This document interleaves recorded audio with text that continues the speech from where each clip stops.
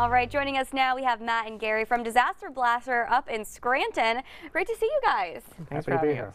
So you are always, fixing up everyone's disasters that are happening. So now today we're talking about water damage. So let's see, if someone has water damage in their house, can the homeowner just clean it up themselves? We caution against that. Okay. Because typically when you have a water damage of any significance, the water tends to wick up inside the wall cavities and get into the ceiling cavities and wall cavities where you can't see it. And it continues to cause long-term damage unnoticed. Right. I would think mold is a big concern there.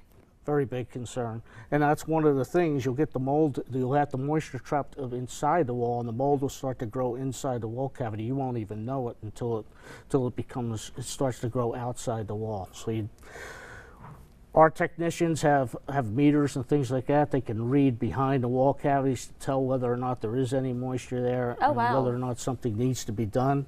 So we suggest a professional. Right. So if you think it's a quick cleanup yourself, it might be best to leave it to the pros, which are you guys. Now, walk us through the process. When someone has water damage in their house, you guys get on scene. What do you do about it? Once we've had an opportunity to survey everything, we see what's going on. Essentially, our crew's job is to track the moisture and see where it traveled. So we're checking wall cavities, we're checking the floors, we're checking ceiling cavities, whatever might be affected, to make sure that anything that is wet will be dry when we're done. Okay, right. So we want to prevent any sort of long-term issues like structural damage like rot, mold damage, anything of that nature. Now, if people know there's going to be a heavy rain or a big storm coming in, can they do anything to prevent water damage from affecting their homes?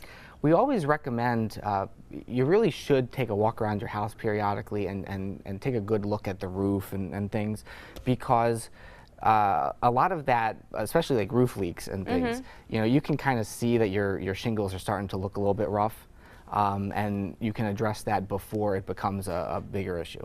Oh, okay. Good thing to keep in mind. And if they do have a problem with some water damage in their house, they want to reach out to you, how can they do that? They can call our offices, 570-963-1123, or our website, disasterblaster.com. All right, reach out to them if you have a problem. Gary and Matt, thanks so much for stopping by. Thanks for having us. All right, see you next time.